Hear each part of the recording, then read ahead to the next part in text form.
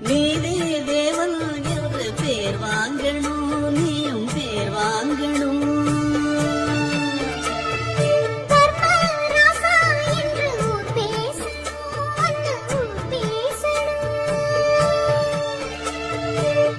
ஏழையின் வீட்டில் செல்வமும் சேர, கோழையின் நெஞ்சில் வீரமும் கூட.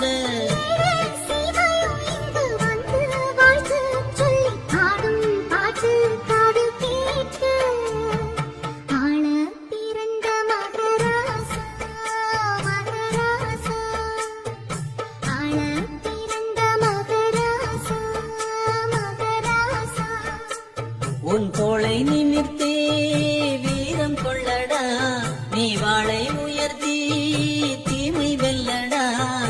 வீர நடை போட்டு வந்த